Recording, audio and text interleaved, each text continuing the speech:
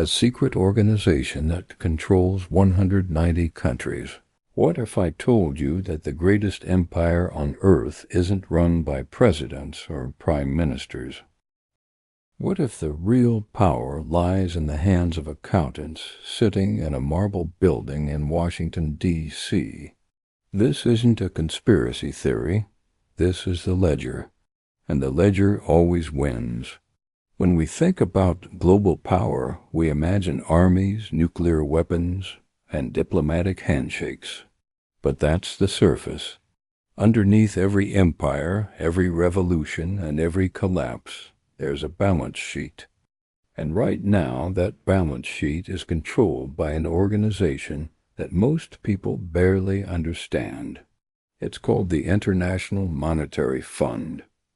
And it doesn't conquer nations with tanks. It conquers them with debt. The year is 2023. Across the developing world, governments are writing checks they can barely afford. The amount? $1.4 trillion. That's not the total debt. That's just the interest payment. The cost of staying alive in the global economy. It's money that will never build a school or pave a road. It's money that vanishes into the vaults of creditors in New York, London, and Paris. And the enforcers of this system? The IMF. The institution that promises rescue but delivers chains. Let's rewind and see how this machine was built, and more importantly, how it became the most powerful financial weapon in modern history. In the summer of 1944, the world was still burning. Europe was in ruins. Asia was shattered. Millions were dead. But in a quiet resort town in New Hampshire called Bretton Woods, a different kind of war was being fought. This was a war over the future, over who would control the money. And in that room, 44 nations gathered to design the financial architecture of the post-war world.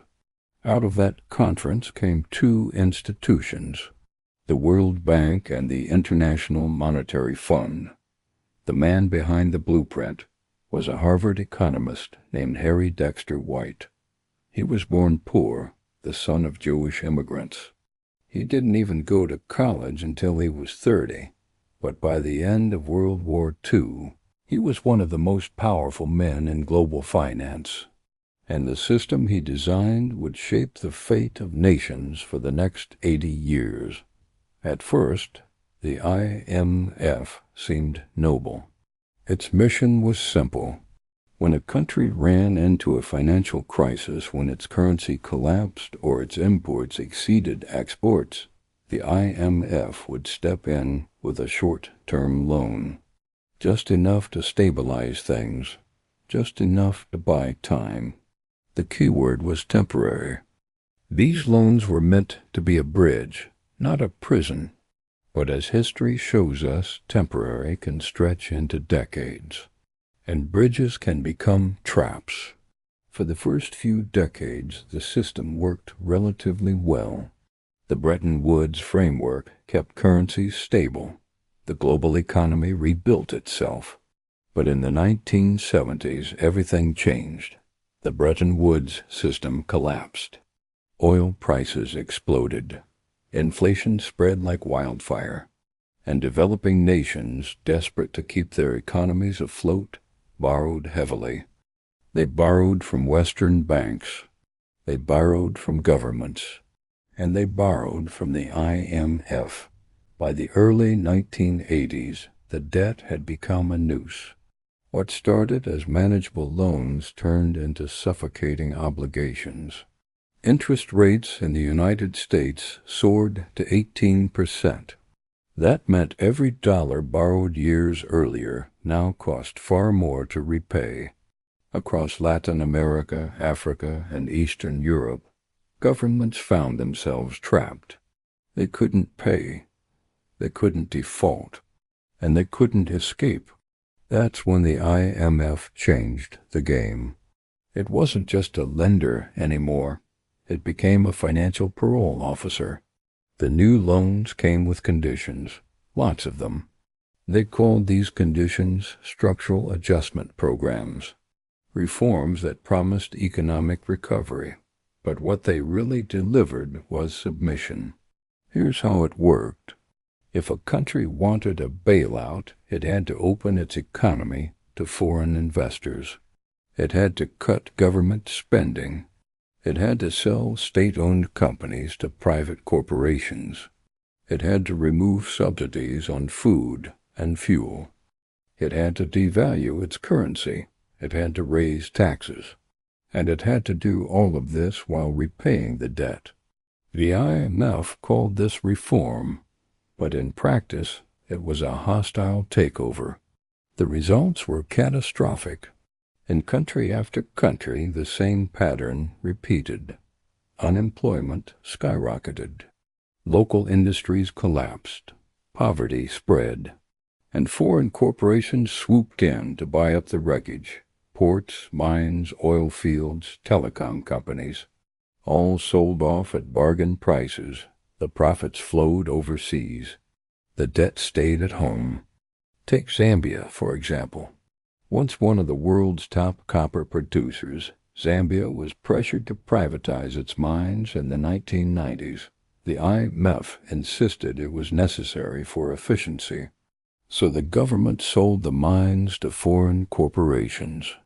The promised jobs never came. The promised revenue never materialized. Instead, multinational companies extracted billions in copper, while Zambia's government watched its largest source of income disappear. By 2021, Zambia was spending 38% of its national budget just on debt repayments. Meanwhile, healthcare funding dropped to 8%. Education fell to 12%. That's the trade-off. Pay the creditors or educate your children. Let's talk about Africa as a whole. Between 1979 and 1992, the entire continent's GDP grew by less than 1%. 13 years of IMF-backed reforms. 13 years of austerity and restructuring. And the result? Nothing. Investment collapsed. Factories shut down. Africa's share of world exports fell by more than half. In agriculture, the continent once supplied over 20% of the developing world's exports. By 1990, that dropped to just 8%. In manufacturing, the fall was even steeper, from nearly 8% to barely 1%. Today, there are twice as many Africans living in absolute poverty than there were decades ago, not as a percentage. In raw numbers, twice as many human beings struggling to survive, and every year, $88.6 billion leaves the continent. That's nearly 4% of Africa's entire GDP gone, vanished into offshore accounts, illicit capital flight, and profits repatriated by foreign corporations. Money that could have built roads, hospitals, and schools. Money that could have grown economies. Instead, it flows out, and the cycle continues. But Africa wasn't the only testing ground. When the Soviet Union collapsed in 1991, the IMF saw a new opportunity. This time, they called it shock therapy. The idea was to transform Russia from a communist economy into a capitalist one, and they wanted to do it fast. Overnight, prices were freed. State industries were privatized. Government spending was slashed. The architects of this plan promised prosperity. What they delivered was the most catastrophic economic collapse in modern history. Between 1991 and 1998, Russia's GDP shrank by 40%. Life savings evaporated as inflation exploded. Factories that once employed millions shut down. Crime surged. Life expectancy dropped. And while ordinary Russians suffered, a small group of men got rich. They bought oil companies, gas fields, and steel mills for pennies on the ruble. These men became the oligarchs, and the wealth they accumulated came from the ruins of a nation. Russia had everything it needed to rebuild: natural gas, oil, minerals, a skilled workforce, and a massive industrial base. But shock therapy turned strength into weakness. It gutted the economy and handed control to a tiny elite. The IMF didn't save Russia. It asset stripped it. Argentina followed the same script in the 1990s. Under IMF guidance, the government privatized utilities, railways, and oil companies. Foreign investment poured in. For a few years it looked like success. Then came the crash. By 2001, banks froze accounts, the currency collapsed, unemployment hit 20%, and millions of Argentines fell into poverty. The IMF had promised stability. It delivered disaster. Now let's zoom out and look at the structure of power inside the IMF itself. The organization has nearly 190 member nations, but not all votes are equal. The United States holds 16.5% of the voting power. That might not sound like much, but here's the key. Any major decision at the IMF requires 85% approval. That means the United States has veto power over everything. One country, one veto. Meanwhile, the entire global South combined holds just a fraction of that influence. The richest nations control 9 times more voting power than the poorest. This isn't a global institution. It's a boardroom. And the richest economies on earth run the meeting. For 65 years, the IMF has been led by someone from industrialized Europe. Always. That's not coincidence. That's design. The system was built to protect creditors, not debtors, to safeguard investors, not citizens. And the numbers prove it. Independent evaluations found that countries under IMF programs grew far less than expected. On average, first-year growth fell 1.5 percentage points below the IMF's own projections. That's not a rounding error. That's entire economies slowing down when they were supposed to be recovering. And yet, the loans kept flowing. The conditions kept tightening. And the debt kept growing. Here's the bitter truth. Out of every dollar of aid given to the global South, $14 leave. $14 for every one that arrives. Where does it go? Underpriced exports. Overcharged imports. Profits taken home by foreign investors. Interest payments on old loans. Over the past 6 decades, $62 trillion was drained from poor and developing nations, extracted, siphoned, stolen, and it all flowed into the banks and corporations of the first world. This is what economists call mission creep. The IMF started with a narrow mandate: stabilize currencies, provide short-term loans, but over time it expanded. Now it tells countries how to run their economies, what to privatize, what to cut, how to tax, how to regulate. It rewrites laws. It reshapes budgets. And it does all of this in exchange for loans that many countries will never fully repay. The conditions attached to IMF loans are called conditionality. It sounds technical, but it's really just control. To get the money, governments must cut public spending. They must raise taxes. They must remove subsidies on food and fuel.